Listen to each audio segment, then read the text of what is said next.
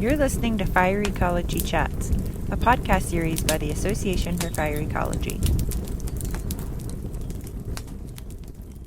Good morning, everybody. My name is Bob Keane. I'm the editor-in-chief of the internationally renowned journal Fire Ecology. It's my pleasure today to talk about a great paper that just came out. The paper is called Being There, Effectiveness of a 360-Degree Virtual Tour for Increasing Understanding of Forest Treatments for Fire Hazard Reduction in California, USA. And today we have two wonderful guys that have donated their time to come and talk about this paper, Alan Taylor and Eric Knapp. Alan, could you introduce yourself? Yeah, hi, Bob. Thanks. I'm a professor of geography at Penn State, and I've been teaching forest ecology, fire ecology for about 35 years. So it's a pleasure to be here. Well, welcome, Alan. Thanks a lot. And Eric, would you like to introduce yourself?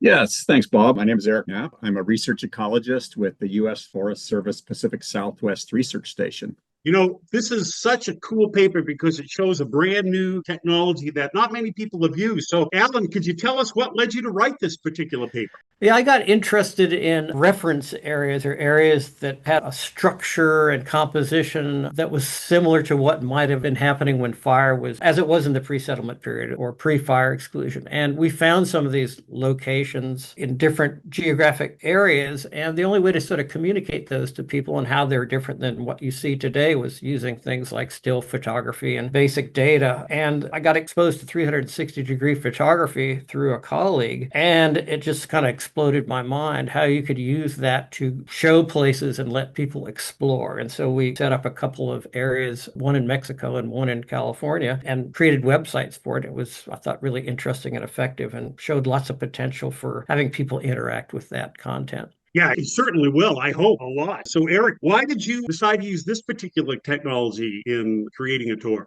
As was just mentioned, we used it for a couple of other sites. And then we realized, actually, Alan came to me and said, well, why can't we use this on your project on the Stanislaus Tuolumne Experimental Forest? And this is an area where we attempted to recreate some of that historical fire-created forest structure with variable density thinning, similar to the structures in these historic reference sites that Alan mentioned. This variable density thinning study had become a site of a lot of tours. And I really saw the value of those tours because the tours oftentimes brought people together with widely varying perspectives, community members, people who are oftentimes engaged in land management decision-making. And we realized a lot of the people who tend to go on these tours are locals, the ones that are the most engaged. Why can't we expand that experience to a broader cross-section of the public through visuals like this? That was the genesis of why we decided to apply this technology to this particular experiment. So, Alan, I've heard that there are other external or related activities that you are also using this technology for. Can you talk about that? Yeah, as I mentioned earlier, these reference sites were unavailable to people. One of the places we worked was extremely hard to get to, and it was really important for sort of framing forest management to return it to a condition more like it was before fire exclusion. And another site where a lot of work has been done was down in Mexico, so it's hard to go there. So using the technology we talked about, the 360 imagery, we set plots up, took the imagery and made websites so that people could explore that historical information.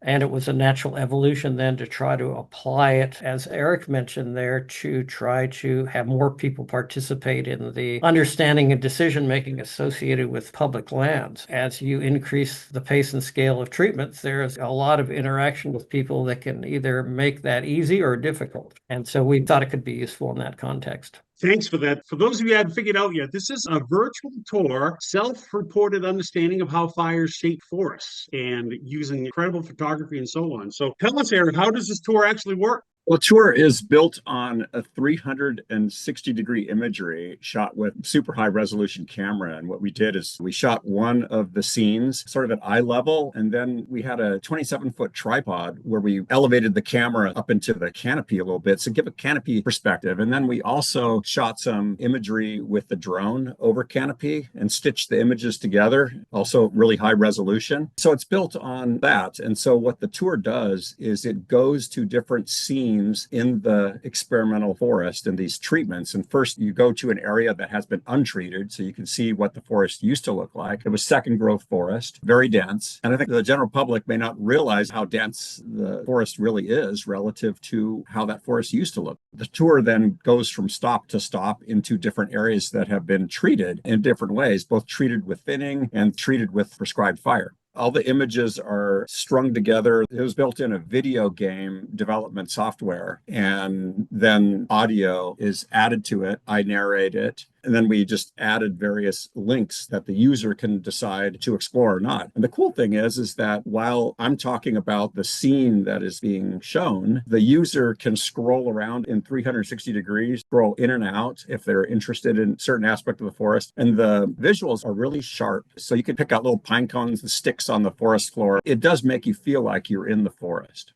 That is so cool. That's a great use of some really high level technology and a wonderful way to show people why we do fuel treatments and so on. I want to thank both of you for coming and talking about your paper today. Alan, are there any co-authors or funding agencies you'd like to recognize? Absolutely, yeah. This work was very interdisciplinary, and we had two colleagues at Penn State, Jan Walgren and Alex Klippel, who were very up on the technology side of this and the educational research side. And so it was essential. Their participation was essential. And then it's funded by the Pacific Southwest Forest and Range Experiment Station. Eric and I wrote the proposal, so I'm glad it was supported because I think it's an interesting application that could be picked up by managers and other people. Jose Sanchez, also from PSW. That's right. He extended the tour audience to universities in Southern California. Well, thank you both for being here today. I really appreciate your time. If the listeners wonder about this paper, want to see this wonderful technology and read all about it, guess what? You can load the paper for free. Alan and Eric have already paid the freight for the paper, and so you can download it for free from our website, Fire Ecology. I invite you to please download the paper and please join us for the next Fire Ecology Chat.